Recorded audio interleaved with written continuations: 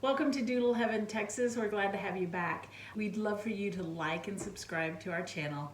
That way it grows our channel. You'll get more notifications for the things that are going on with us and with training tips and just all kinds of fun information that may be useful to you. Today we want to talk about what are the essential things that you need when bringing home a puppy. Now with us, we send home a document about the 4 or 5 week range that's called the Puppy Advice document. It's long, I'm not gonna kid you.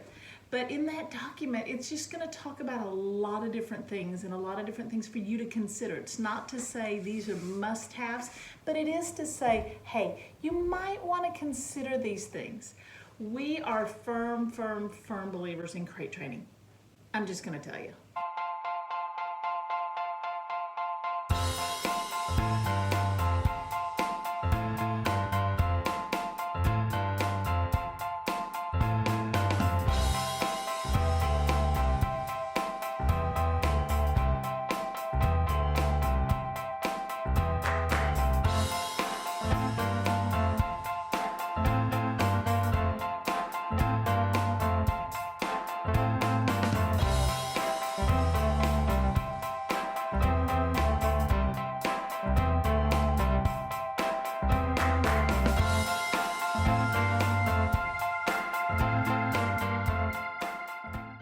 Crate train your dog.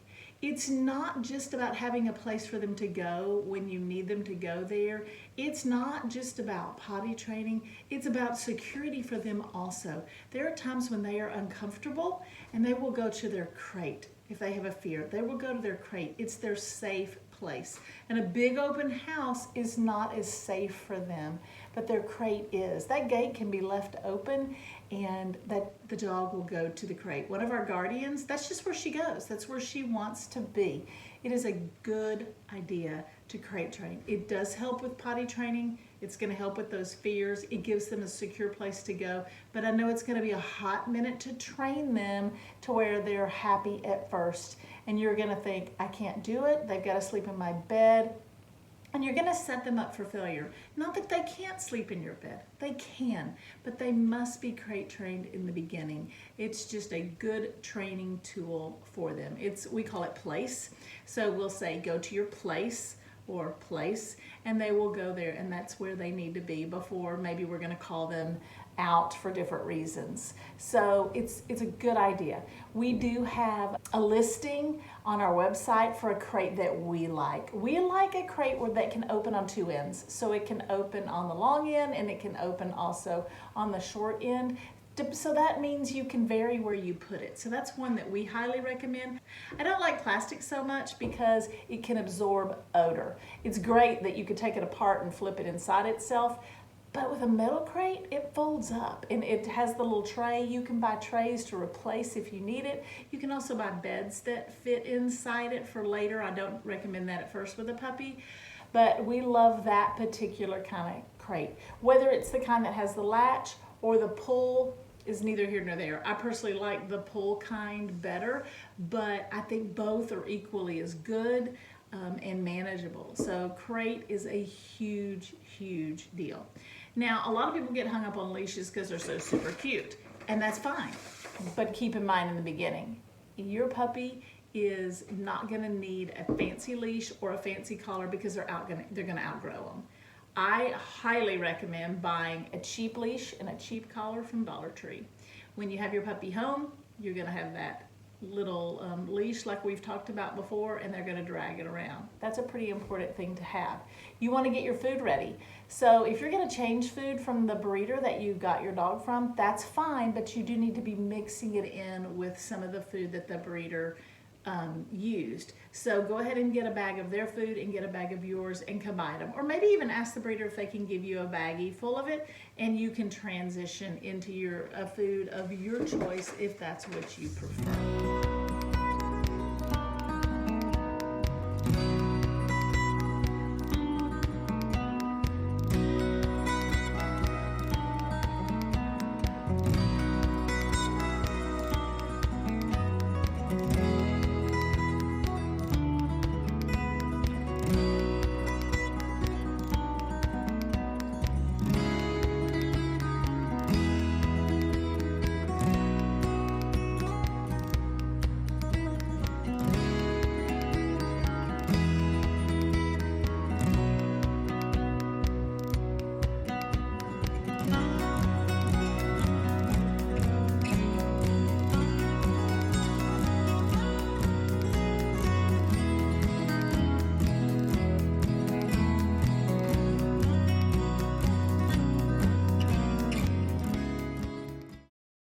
Chew toys, essential.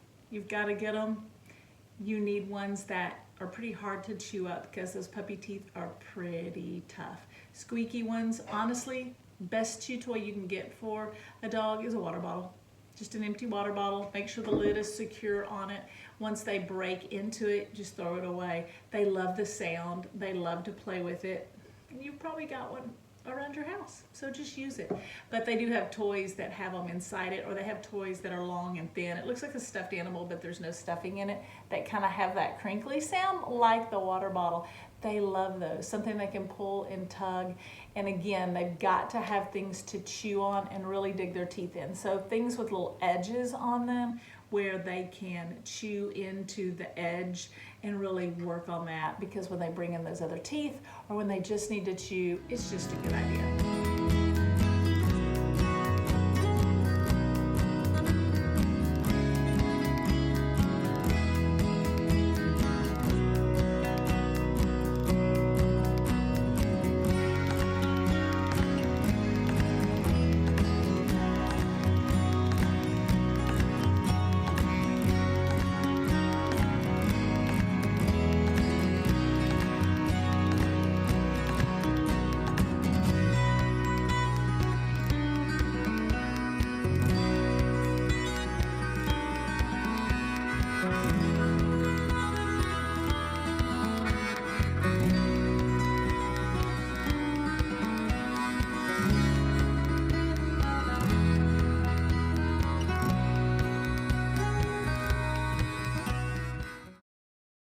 Treats, we train with treats and we train without treats, because we don't want them to be so treat driven that they think they're gonna always get a treat. So pick treats or don't pick treats. But it's a good idea to have some of them. Have the ones that you can break into little bitty pieces to use, and we've talked about that in past videos.